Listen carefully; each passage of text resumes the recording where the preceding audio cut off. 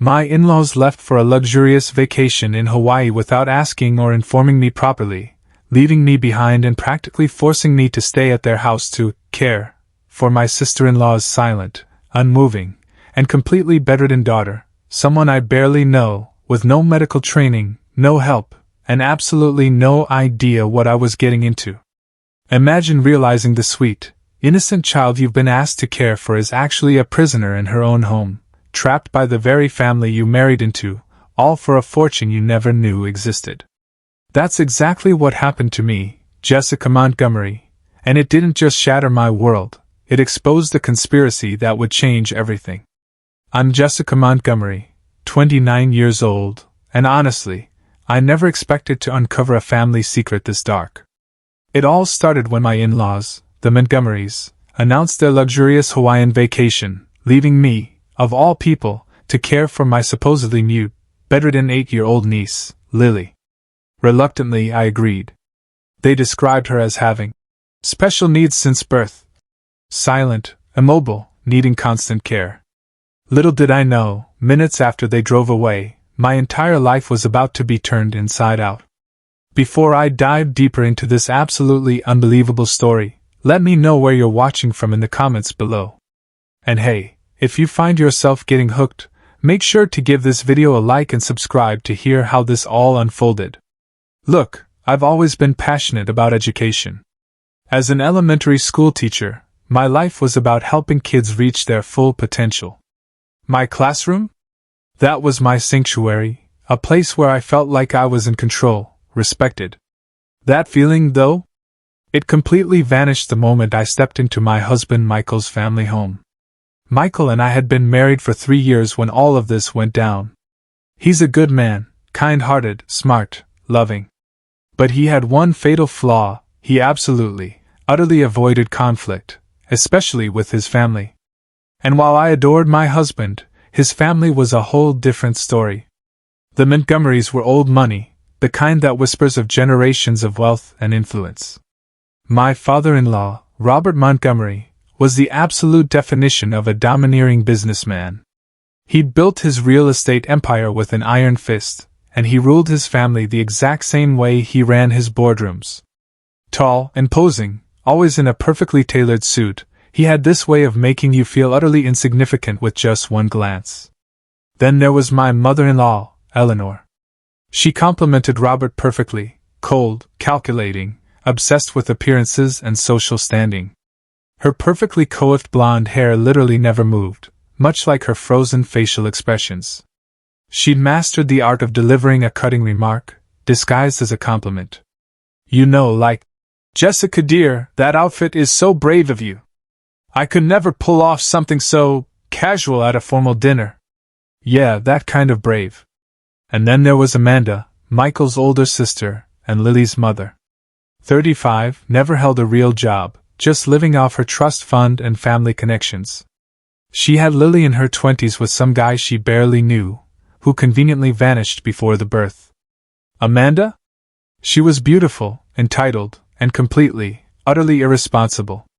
She treated her own daughter more like a designer accessory than a living, breathing child. Michael's older brother, James, was a successful corporate lawyer, a complete mini-me of their father. He rarely even spoke to me directly, as if acknowledging my existence might somehow diminish his standing in the family hierarchy. And then, like I said, there was my husband, Michael. The youngest, constantly caught in the middle, always seeking his family's approval while trying to maintain peace with me. More often than not, I felt like I was losing the tug-of-war for his loyalty. From the second I married into the Montgomery family, I was treated like a total outsider. My middle-class background, my career in public education, they were all viewed with barely concealed disdain. Nothing I did was ever good enough. My cooking was quaint, my home decorating simple, my career choice noble but impractical. Every family gathering was an exercise in extreme restraint, as I bit my tongue raw just to keep the peace for Michael's sake. And then, there was Lily, Amanda's daughter. According to the family, Lily had been born with a severe neurological disorder that left her unable to speak or move independently. She supposedly needed round-the-clock care, which Amanda, of course, largely delegated to a rotating staff of nurses and caretakers. I'd seen Lily at family gatherings, always in her specialized wheelchair, staring blankly ahead, never responding to anything. But honestly, I always felt this strange connection to the child. Something about her eyes, they seemed alert, intelligent, even. But I always dismissed those thoughts. I mean, I'm not a medical professional, and the family claimed they'd consulted the best specialists in the country. The whole situation, with Lily being left in my care, started with a phone call 3 days before their departure. Eleanor called not to ask, but to inform me that I would be staying at their mansion to care for Lily while the entire family, Amanda included, enjoyed a 2-week vacation in Hawaii. "Jessica darling, we need you to watch Lily while we're away," Eleanor announced, her tone making it crystal clear this wasn't a request. "What about her regular nurses?" I asked, already knowing I was being manipulated. "Oh, we had to let them go. Such unreliable people. Besides, family should take care of family." Michael, of course, had already agreed. Without consulting me, naturally. When I confronted him, he gave me his best apologetic look. "Babe, they really need our help. It's just for 2 weeks, and we can stay in the guest suite. It's practically like having our own apartment." "What about my job?" I practically pleaded. "I can't just abandon my students mid-semester. It's spring break next week," he quickly countered. "And Mom said she'll have Dad call the superintendent for the second week. You know he's a major donor to the school district." And there it was. The Montgomery way. Rules didn't apply to them. Obligations could be rearranged with a phone call and a checkbook. I reluctantly agreed. Not because I wanted to, but because refusing would have caused a family rift that Michael simply wasn't prepared to handle. The day before they left, we moved into the sprawling Montgomery mansion, and I got a crash course in Lily's care from Amanda. She needs her medication 3 times a day. It's all labeled. "Don't miss a dose, or she gets difficult," Amanda explained, barely looking at her daughter as she packed her designer bikinis. "Difficult how?" I asked, a knot forming in my stomach. "Just trust me. Keep her on schedule." She handed me a thick binder. "Everything's in here. Feeding instructions, medication times, emergency contacts. Not that she'll need a doctor. It's all just for show anyway." That last comment struck me as incredibly odd, but before I could question it, Robert interrupted. "Jessica, understand, this is a massive responsibility. We're trusting you with our precious granddaughter. Don't disappoint us."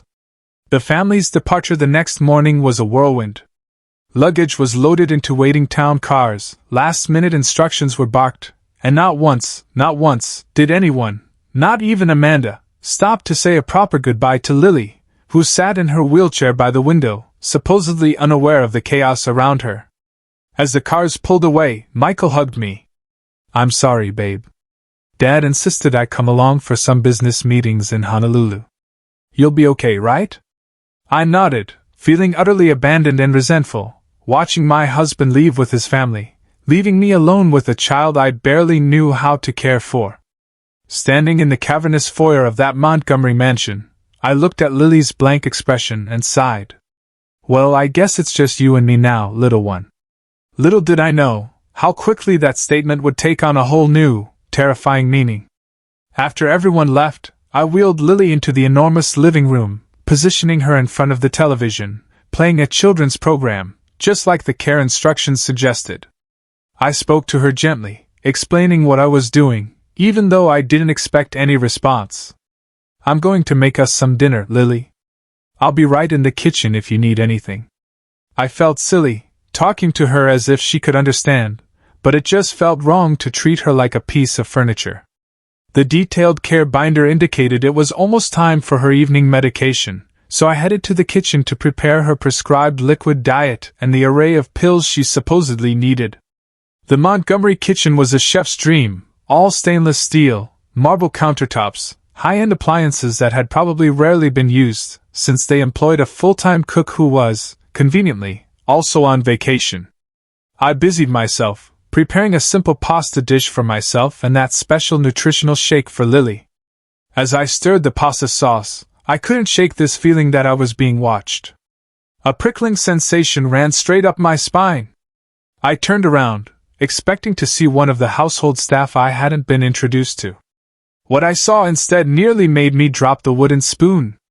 Lily was standing in the doorway. Not in her wheelchair. Standing on her own 2 feet. Her posture was slightly unsteady, but she was upright, her hand braced against the doorframe. "Lily?"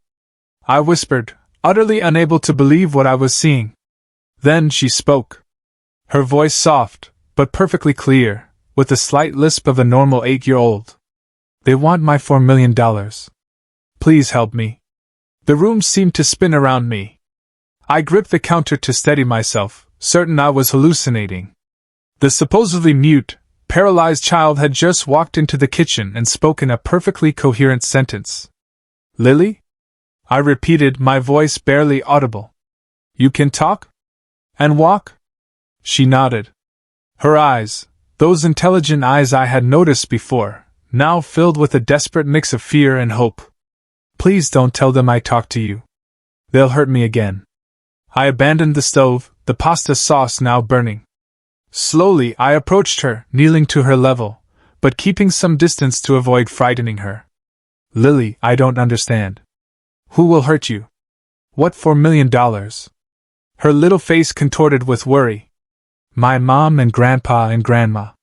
They pretend I'm sick so they can take my money when I'm 18. My mind raced, trying to make sense of this utterly monstrous revelation.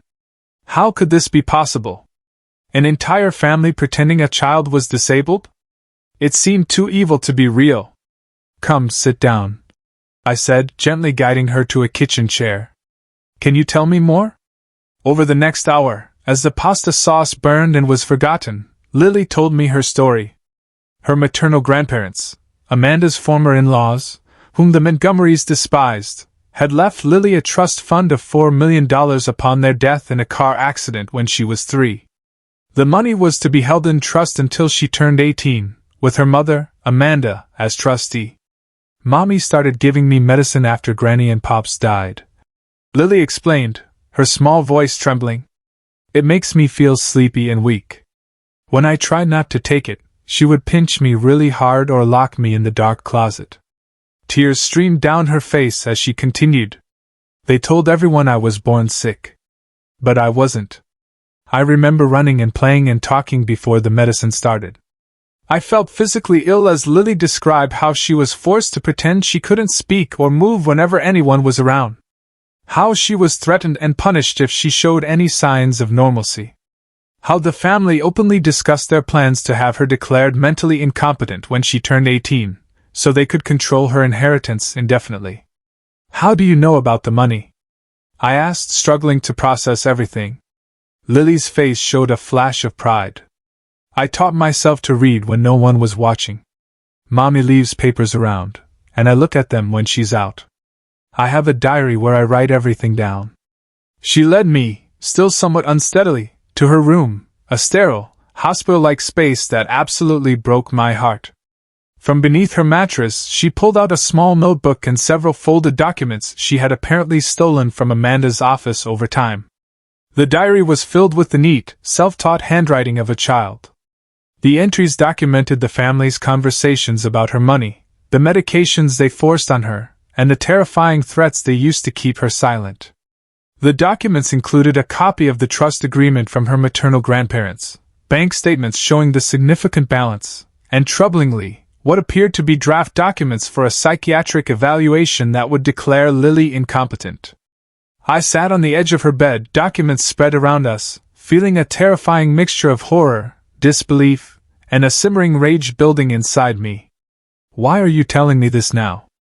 I asked, my voice tight. "Why take this risk?" Lily's eyes filled with tears again. "Because you're nice. You talk to me like I'm real. And..." She hesitated. "They've never left me with just one person before. Always nurses who believe them. I was hoping maybe you could help me." In that moment, Looking at this brave little girl who had endured years of unimaginable abuse and isolation for the sake of money, I made a decision that would change both our lives forever. I will help you, Lily. I promise, my voice firm. I promise. The next morning, I faced a crucial decision. Should I give Lily her medication as instructed, or trust her story and withhold it? The potential consequences weighed heavily on me. If she truly needed the medication and I withheld it, I could be putting her health at risk. But if her story was true, and my gut told me it absolutely was, I would be perpetuating her abuse. I decided to trust my instincts. I made a show of preparing her morning medication, but poured it down the sink drain instead. I gave her the nutritional shake without the crushed pills, watching anxiously for any adverse effects. By midday, the transformation was remarkable. Lily became more alert, her movements more coordinated. Her speech, which had been somewhat slurred the previous evening, became clearer and more animated. She seemed like a completely normal 8-year-old girl, albeit one who had been tragically isolated from normal childhood experiences. I feel better when I don't take the medicine, she confided, her eyes brighter than I'd ever seen them. My head doesn't feel fuzzy. Together, we began a methodical search of the house for evidence to support her claims. Lily knew the mansion well, having spent countless hours observing from her wheelchair, while everyone thought she was oblivious. Mommy keeps important papers in her office, Lily directed me. The key is under the plant pot. Amanda's office was a testament to her superficial personality, all style and no substance. Designer furniture, fashion magazines, barely touched business books lined the shelves. The filing cabinet Lily indicated was locked, but the key was exactly where she said it would be. Inside, I found a treasure trove of damning evidence. Financial documents detailed the trust from Lily's maternal grandparents, the Blackwells, who had indeed left her $4 million. I also found legal correspondence about the terms of the trust, which named Amanda as trustee until Lily turned 18 or was deemed mentally capable of managing her affairs. Most disturbing was a folder labeled Lily's Condition. Inside were medical records that had clearly been falsified or obtained through deception. There were prescription records for powerful sedatives and muscle relaxants, medications that would indeed make an active child appear listless and immobile. Look! Lily pointed to a document I had overlooked. It was her original birth record and early pediatric reports. They showed a perfectly healthy baby with normal developmental milestones up to age 3. Then, suddenly, the reports changed dramatically, documenting a rapid regression that coincided exactly with the death of her maternal grandparents. My blood ran cold. When Lily led me to her bedroom and pointed to nearly invisible small devices in the upper corners, my heart dropped further. They watch me sometimes, she whispered, to make sure I'm being good. I recognized them immediately as surveillance cameras. The family monitored this child like a prisoner. As we continued our investigation, Lily shared the horrifying details of her daily reality. How Amanda would pinch her or twist her arm when no one was looking, if Lily showed any signs of awareness or responsiveness. How Robert would enter her room late at night to check on her, and remind her in graphic terms what would happen if she ever revealed their secret. How Eleanor would parade her at charity events as the family's special burden, to generate sympathy and donations, which I now suspected went nowhere near actual charitable causes.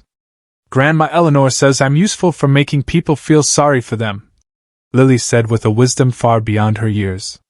She says it's the only way I can contribute to the family. My phone rang, interrupting our investigation. It was Eleanor, checking in as promised.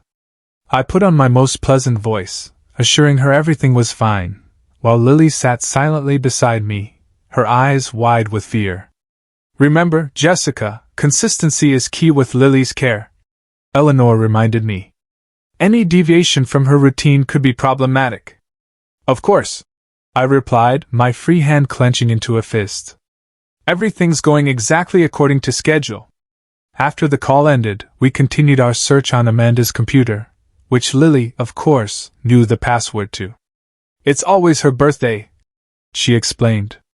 We found emails between family members discussing the trust fund, complaints about the burden of maintaining Lily's supposed condition, and most damning of all, plans for having her declared legally incompetent when she turned 18. One email from Robert to Amanda made my stomach churn. The amendments to the trust are proceeding. Judge Wilson owes me a favor.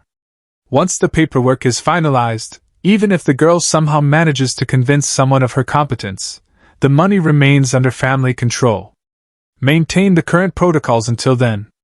We also found legal documents showing recent amendments to the trust that hadn't been approved by the court yet. These amendments would give Amanda continued control over the funds even if Lily were somehow determined to be competent. In Amanda's bedroom, behind an expensive painting, we discovered a wall safe. Lily didn't know the combination, but I had a hunch. I tried Amanda's birthday, nothing. Then I tried Lily's birth date, and the safe swung open. Inside were more financial documents, jewelry, and a USB drive. When we plugged the drive into Amanda's computer, we found medical records showing that Lily had been completely healthy at birth. There were also videos of Lily as a toddler, running, laughing, and talking. Concrete evidence that she had developed normally before her grandparents' death. By evening, I had compiled overwhelming evidence of the Montgomery family's elaborate, evil scheme. But I was still missing one crucial piece of information. Why go to such extreme lengths? $4 million was certainly a lot of money, but the Montgomerys were already wealthy. There had to be more to the story. The answer came when Lily showed me a hidden compartment in her wheelchair where she had stashed various papers she'd collected over the years. Among them was a letter from her maternal grandfather to Lily, to be given to her on her 18th birthday. It had been mistakenly included in some papers Amanda had received after their death. The letter revealed that the $4 million was just the beginning. The Blackwells had been incredibly successful oil investors who had sold their company for a fortune. The bulk of their estate, nearly $50 million, was held in a separate trust that would transfer to Lily when she turned 25. But only if she was deemed mentally competent and had control of the initial trust. The Montgomerys hadn't just been after $4 million. They were playing a long game. For a fortune more than 10 times that amount. As I tucked Lily into bed that night, in a guest room far from the surveillance cameras, I felt a fierce determination taking root inside me. This brave little girl had endured years of unimaginable abuse and isolation, and I was now her only hope for freedom. "We're going to fix this, Lily," I promised, smoothing her hair. "You're not alone anymore."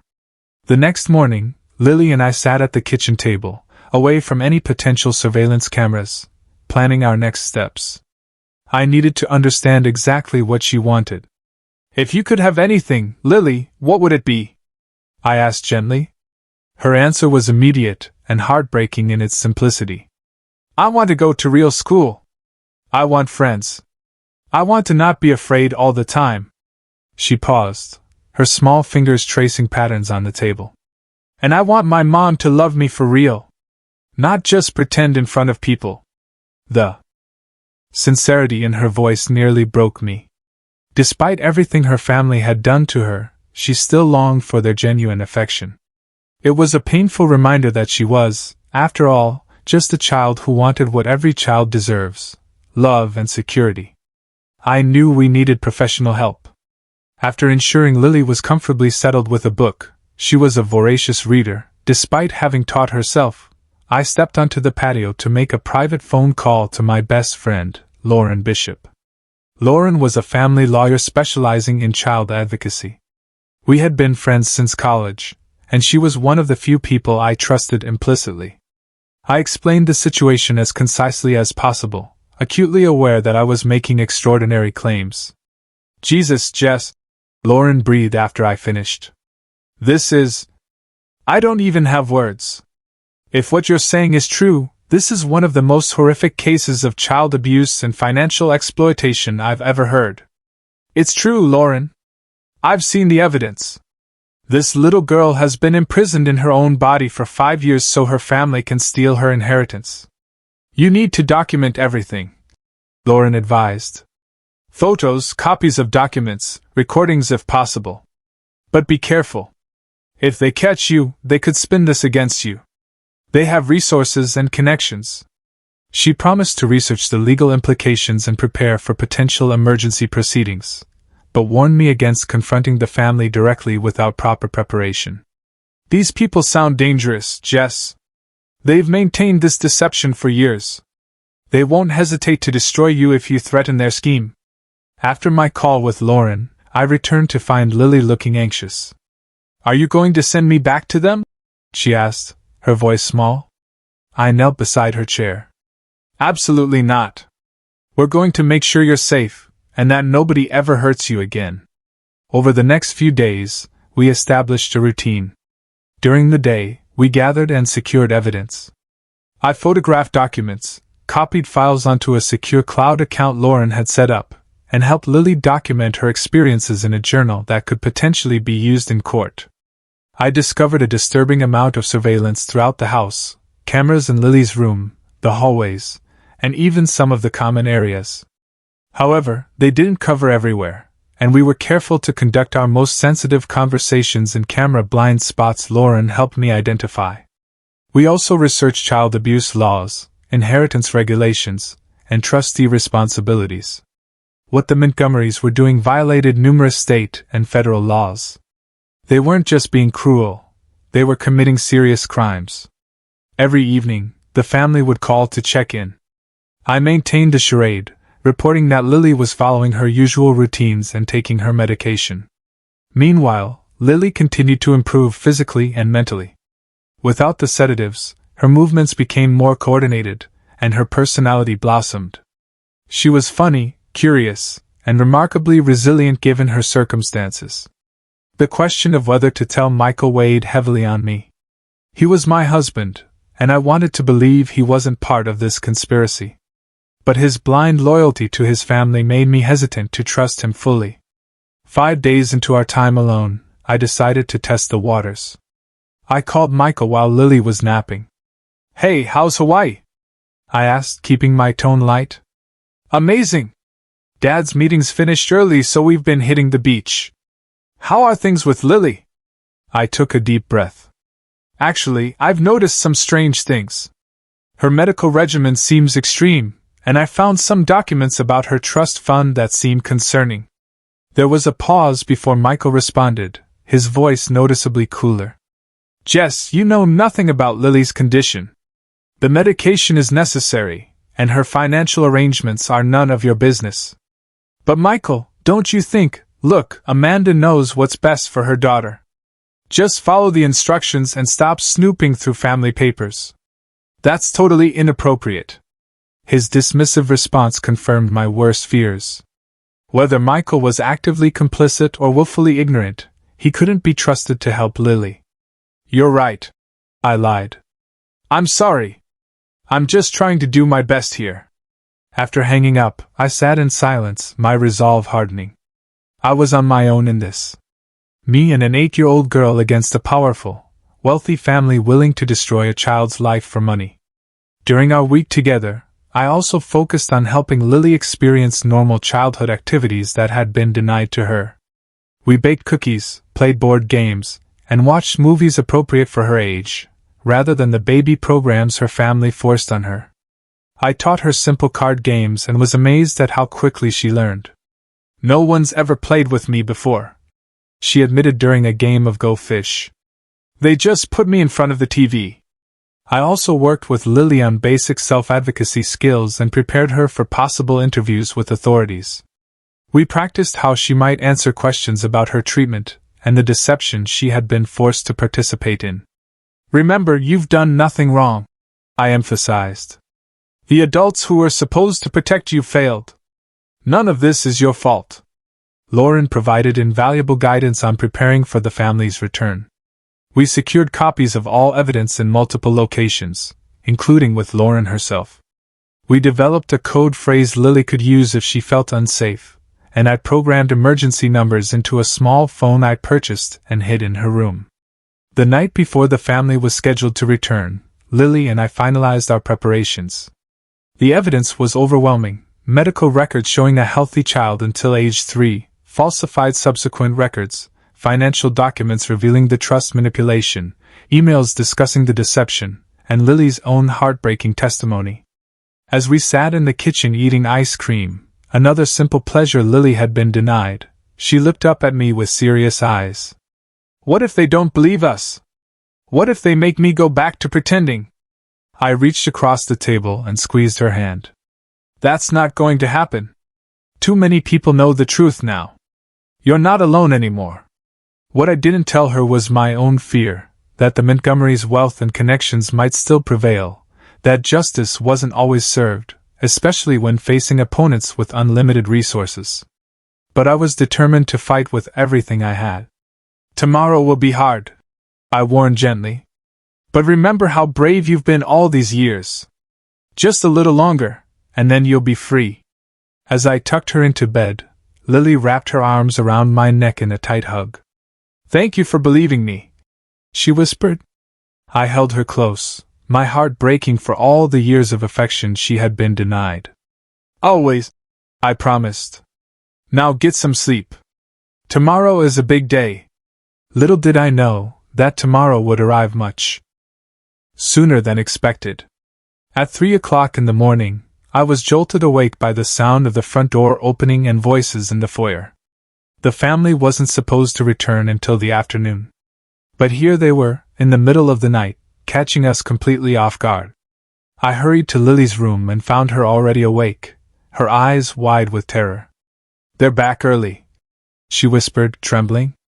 They sometimes do this to check if I'm being good when no one expects it.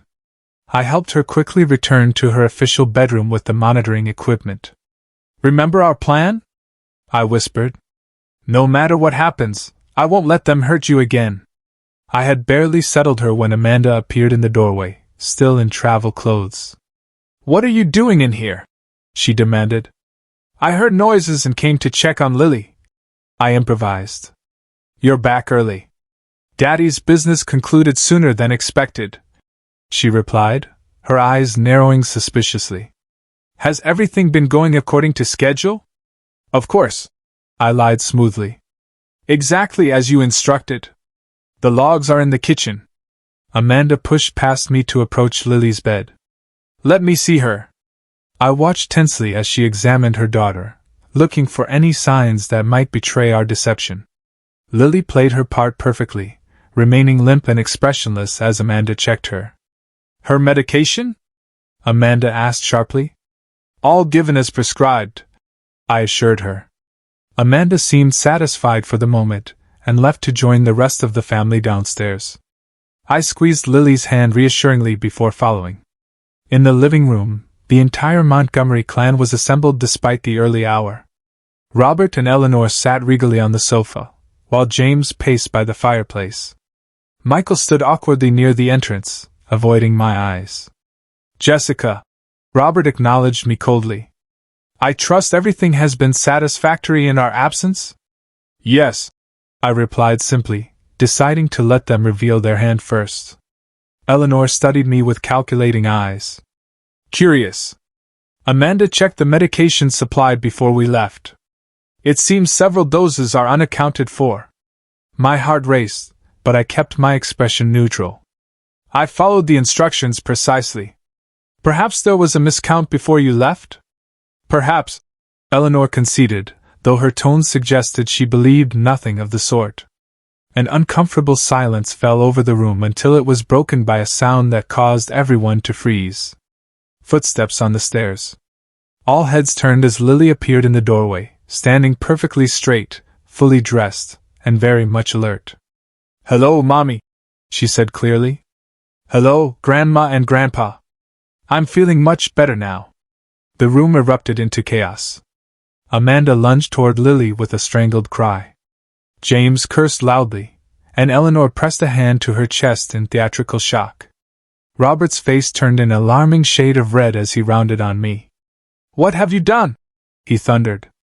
I moved quickly to stand between him and Lily. I've done nothing except stop drugging an innocent child. Amanda grabbed Lily's arm roughly. She needs her medication right now. She's having some kind of episode. No! Lily cried, pulling away with a strength that surprised everyone. I won't take it anymore. I know what you're doing. I know about my money. The room fell silent again, this stunned hush even more profound than the first. Jessica, Amanda said with forced calm, my daughter is severely disabled and delusional. She needs immediate medical attention.